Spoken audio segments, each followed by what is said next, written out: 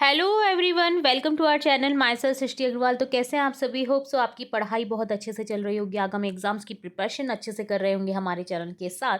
तो हम अब तक डाल चुके हैं काफ़ी सारे नमूना प्रश्न पत्र यानी मॉडल पेपर आपके सभी सब्जेक्ट से रिलेटेड। यहाँ पर एक और वीडियो हम देखेंगे कक्षा 5 के विषय गणित का model paper 3rd with solution. तो चलिए फटाफट से समझते हैं पूरे पेपर को, और साथ के साथ आपको लर्न करते हुए जाना है ताकि आपका एक भी क्वेश्चन एग्जाम में मिस ना हो। तो स्टार्ट करेंगे। सबसे पहले आकृति और स्थान की समझ से रिलेट आपको अंक बाहर 21 मिलने वाले हैं, जिसमें प्रश्न संख्या 1 है, कौन को किस में मापा जाता है। बहुत इजी प्रश्न है जिसका आंसर हो जाएगा डिग्री में, तो ऑप्शन द करेक्ट हो जाएगा। हम जब भी कौन को मापते हैं तो कैसे लिखते हैं? 90 डिग्री, 30 डिग्री, तो किस में मापते हैं हम? डिग्री में। नीचे ग्रीड पेपर पर कुछ आकृतियां दी गई हैं, इनका क्षेत्रफल ज्ञात करिए। तो देखिए यहाँ पर ABCD है फर्स्ट में, और यहाँ पर ABCD वर्गाकार शेप में दिख रहा है, और ABCD एक आयत शेप में है फर्स्ट नंबर पे। तो चित्र में एक आयत और एक वर्ग है। यदि ग्रिड पेपर के वर्ग की प्रत्येक भुजा की माप 1 सेंटीमीटर है, तो ABCD की लंबाई हो जाएगी यहाँ पर 5 सेंटीमीटर, चौड़ाई हो जाएगी 2 सेंटीमीटर पहली आकृति की। तो आयत का क्षेत्रफल हो जाएगा लंबाई गुना चौड़ाई 5 गुना 2 10 वर्ग सेंटीमीटर हो जाएगा। और वर्ग में ABCD की भुजा हो जाएगी 4 सेंटीमीटर, क्योंकि 1 सेंटीमीटर हमने एक प्रत्येक भुजा की माप मापी है। तो वर्ग का क्षेत्रफल होता है भुजा गुना भुजा, तो आंसर हो जाएगा 4 सेंटीमीटर गुना 4 सेंटीमीटर, 16 वर्ग सेंटीमीटर। प्रश्न संख्या 3 है, दी गई आकृतियों के घूर्णन समिति का क्रम बताइए। तो यहाँ पर देखिए 4 हो जाएगा। जो बिंदु जहाँ से स्टार्ट होता है और एंड हो रहा है वो उसकी घूर्णन आकृति होती है। तो देखिए वर्ग से हम स्टार्ट करेंगे तो 4 पर आकर के हमारी जो घूर्णन समिति का क्रम है वो समाप्त होगा। इसी तरह से वृत्त पर आप अनंत चलते रहिए, ठीक है। इसी तरह से कोई भी एक ठहराव नहीं मिलेगा आपको। त्रिभुज में 3 होते हैं। दिए गए नक्शे को देख करके निम्नांकित प्रश्नों के उत्तर दीजिए। तो देखिए बगीचा मुख्य भवन से किस दिशा में है? दक्षिण दिशा में। हमने ये जो पिछले जो चैप्टर आपके देखे थे, ठीक है, सभी सब्जेक्ट से रिलेट, चाहे इसी की बात नहीं कर रही हूँ मैं, सभी सब्जेक्ट से रिलेट काफ़ी अच्छे से समझते हुए करे हैं चैप्टर। अगर आपने मेरा एक भी वीडियो कोई मिस कर दिया तो प्लीज़ चेकआउट करिएगा। आपको मैं गारंटी से कहती हूँ, अगर आपने मेरे सारे वीडियो देख लिए सभी सब्जेक्ट से रिलेटेड, तो आपको कोई मॉडल पेपर छोड़ो, आपको एक भी क्वेश्चन मिस नहीं होगा आपके आगामी एग्जाम में। ये इतनी गारंटी मैं आपको दे सकती हूँ, क्योंकि मैंने एक एक चीज़ एक एक पॉइंट समझाने की कोशिश की है। फिर भी अगर कोई डाउट रहता है तो कमेंट बॉक्स में आप कमेंट करके पूछ सकते हैं। तो प्लीज़ चेकआउट करिएगा हमारे द्वारा पढ़ाए गए सभी चैप्टर्स को। बगीचा मुख्य भवन में किस दिशा में है? तो दक्षिण दिशा में। देखिए मंदिर भवन ज़्यादा जगह जो है घेर रहा है, या पशुओं का बाड़ा? तो देखिए पशुओं का बाड़ा ज़्यादा जगह घेर रहा है, तो यहाँ पर आंसर हो जाएगा पशुओं का बाड़ा। घर की मुख्य सड़क से कितनी सड़कें निकली हैं? तो देखिए 6 सड़कें निकली है मुख्य सड़क से, तो इस तरह से 6 हो जाएगा। मुख्य भवन के बाद सबसे अधिक स्थान कौन घेर रहा है? तो देखिए बगीचा घेर रहा है, तो ये क्वेश्चन होते हैं डन। अगला है संख्या ज्ञान की समझ में, अंक बाहर 9 रहने वाले हैं। तो देखिए 86,705 में शून्य का स्थानीय मान हो जाएगा 0, ऑप्शन ब। दिए गए चित्र में छायांकित भाग की भिन्न कितनी हो जाएगी? यहाँ पर सॉरी, यहाँ पर हो जाएगा 1/3 छायांकित भाग, ठीक है। 3 का 1 भाग छायांकित है, तो 3 का 1 भाग 1/3 होता है। आगे क्वेश्चन है 17/100 को दशमलव संख्या में, तो मैंने आपको बताया था जितने जीरो नीचे होते हैं उतनी ऊपर संख्या हट करके पॉइंट लगता है। तो यहाँ पर हो जाएगा 0.17, 0.17, 0.17, ऑप्शन सा करेक्ट हो जाएगा। 5 अंकों की सबसे बड़ी और सबसे छोटी संख्या लिखिए जिनका दहाई का अंक 6 हो, ये ध्यान रखना है आपको। दहाई का अंक 6 होना चाहिए, ठीक है। तो सबसे बड़ी संख्या हो जाएगी, देखिए सबसे बड़ी कौन सी होती है? 99,999, 5 अंकों की। अब उसमें आप जाइए कि जहाँ पर 6 दहाई पे आया हो, तो ये हो जाएगी संख्या 99,969। इसी तरह से सबसे छोटी 10,000, इसके बाद में तो फिर स्टार्ट हो जाता है आपका, ठीक है। तो देखिए 10,060 जो है वो सबसे छोटी हो जाएगी 5 अंकों की, ठीक है। तो इस तरह से हो जाएगा। नीचे दी गई संख्याओं के बीच में उचित चिन्ह लगाना है आपको, बड़ा है छोटा है बराबर। तो 10,123 छोटा है 20,123 की, और 45,678 बराबर है 45,678 के। 99,876 बड़ा है 98,765 के। 30,001 बड़ा है 29,999 की, ठीक है। नीचे दी गई संख्याओं को भारतीय एवं अंतर्राष्ट्रीय संख्या पद्धति में बदलकर शब्दों में लिखना है।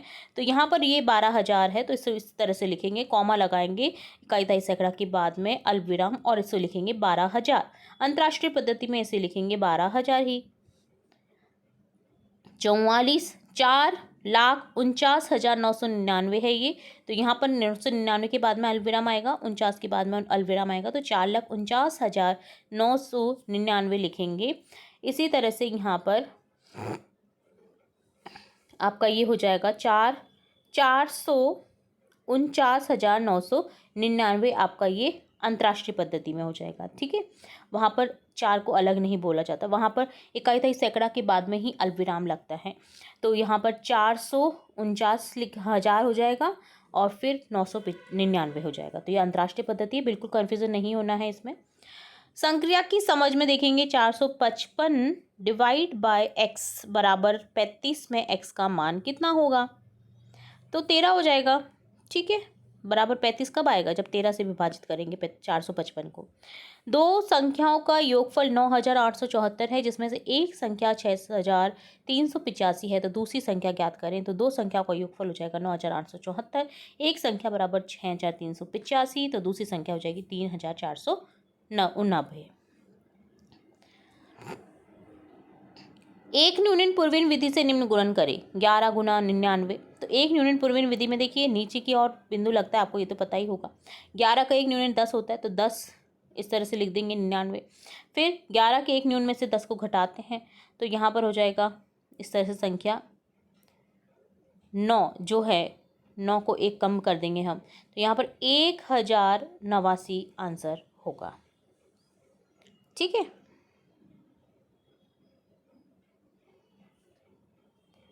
क्योंकि 99 में से हम 10 को घटा देंगे। चलिए नेक्स्ट देखेंगे, उदयपुर से वायुयान द्वारा दिल्ली की यात्रा का किराया प्रति यात्री 8,350 रुपये है। वायुयान में 135 यात्री यात्रा करते हैं, तो किराए से कुल कितनी राशि प्राप्त होगी? एक यात्री का किराया कितना है? 8,350 रुपये। यात्रियों की संख्या कितनी है? 135। तो किराए से प्राप्त राशि हो जाएगी यहाँ पर 11,27,250 रुपये। ठीक है, आगे क्वेश्चन है, टीम 1 के 6 खिलाड़ियों में 150 किलो को बराबर बांटा जाता है, जबकि टीम 2 के 6 खिलाड़ियों में 192 किलो को बांटा जाए, तो बताइए किस टीम के खिलाड़ियों को ज़्यादा केले मिलेंगे और कितने ज़्यादा मिलेंगे? तो टीम 1 जो है, खिलाड़ियों की संख्या 6, केलों की संख्या 150, प्रत्येक खिलाड़ी को मिलने वाले केलों की संख्या हो जाएगी 150/6, 25 केले। तो टीम 2 में देखिए 6 केले हैं, 6 खिलाड़ी हैं, केले हैं 192, प्रत्येक खिलाड़ी को मिलने वाले केलों की संख्या हो जाएगी 192/6, 32 केले। तो टीम 2 के खिलाड़ी को ज़्यादा केले मिलेंगे, ये अंतर है 32 - 25, 7 केलों का अंतर। ठीक है, बॉक्स में देखिए सही अंक भरना है आपको, तो ऐसी कौन सी संख्या करें यहाँ पर? तो देखिए 144 में 12 का भाग लगाएंगे तो 12 बार जाएगा, तो इस तरह से 2 संख्या आ जाएगी बॉक्स में। एक झील में कमल के फूल हर दिन दुगुने हो जाते हैं, अगर 20वें दिन झील पूरी भर जाती है, हर दिन दुगुने हो जाते हैं, तो बताइए झील आदि कितने दिन में भरी होगी? तो झील फूलों से हर दिन दुगुनी भर रही है, अर्थात 20वें दिन पूरी झील भर जाती है, अतः आदि जो झील है वो 19वें दिन भरेगी। ठीक है,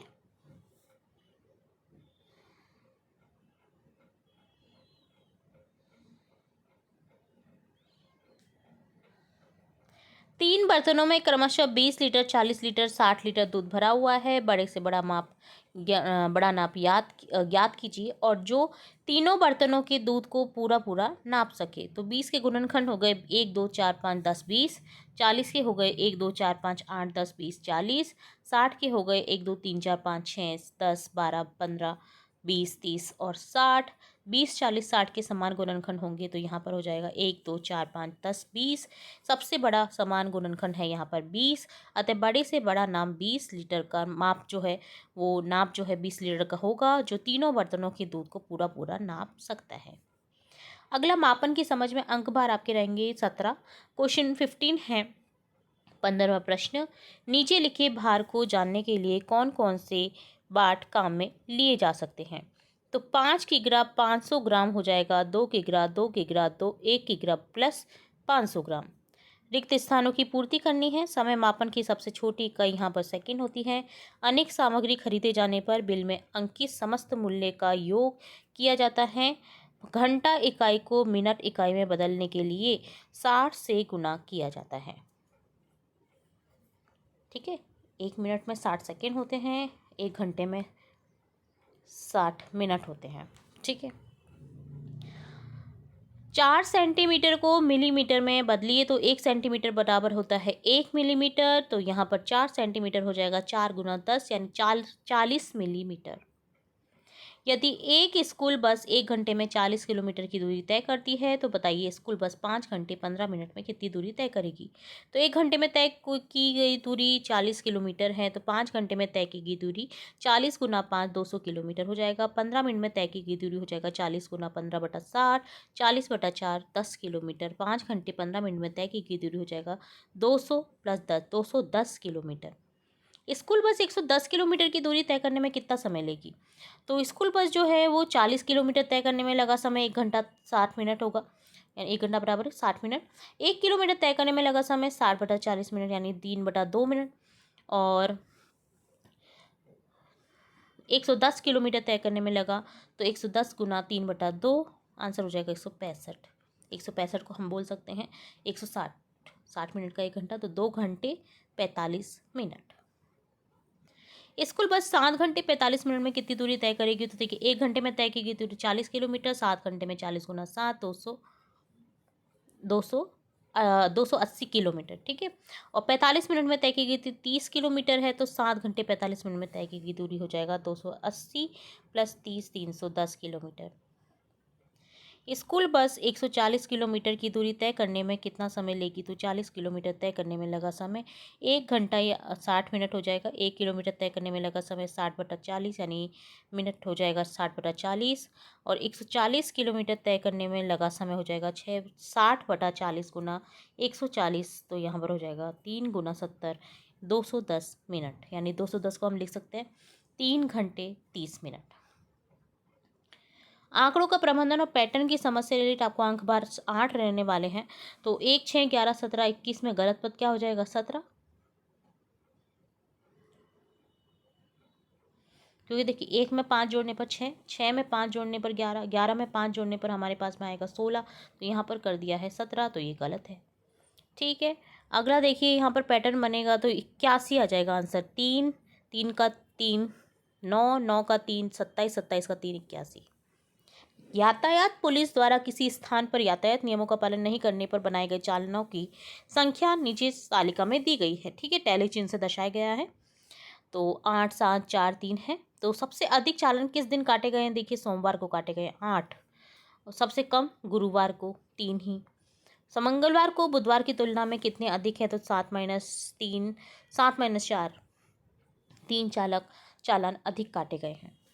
निम्नांकित पैटर्न को पहचान कर रिक्त स्थानों की पूर्ति करनी है। तो यहाँ पर देखिए पैटर्न पहचानेंगे तो यहाँ पर हो जाएगा, ये देखिए 14 5 19 5 और 2 7 जुड़ रहा है, 2 और 13 15 19 और 7 26 7 और 15 22 26 और 22 हो जाएगा 48। ठीक है, सिंपल जोड़ पैटर्न था यहाँ पर।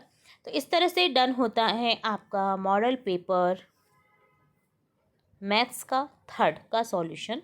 इसी तरह हम बहुत सारे मॉडल पेपर देखने वाले हैं। सभी वीडियो में बने रहना आपको इसी तरह मेरे साथ, ताकि मैं बार बार मैं इसलिए कहती हूँ ताकि आपको जो मार्क्स मिले वो अच्छे से अच्छे मिले। और आप कमेंट बॉक्स में कमेंट करके एक बार फिर बताएं कि आपके एग्ज़ाम पेपर कैसे गए और हमारा चैनल के थ्रू आपको कैसे हेल्प मिली। तो मैं एक्यूरेट में चाहती हूँ कि आपकी हेल्प हो हमारे चैनल के थ्रू, वीडियो के थ्रू। ठीक है, पर्टिकुलर इसलिए देखने की बात करती हूँ क्योंकि आपको जो भी आपको चाहिए ना, किसी भी सब्जेक्ट से रिलेट या एग्ज़ाम पैटर्न से रिलेट, सब कुछ आपको हमारे चैनल पर मिल जाएगा। तो आपको इधर उधर भटकने में टाइम वेस्ट नहीं करना होगा। एक ही वीडियो देखें, एक ही चैनल के साथ जुड़े रहें, ताकि आपका जो मोटिवेशन है, ताकि जो आपका प्रोसेस है पढ़ने का, वो कहीं भी इधर उधर भटके नहीं। तो एक बार फिर मिलेंगे नेक्स्ट वीडियो में, तब तक के लिए धन्यवाद।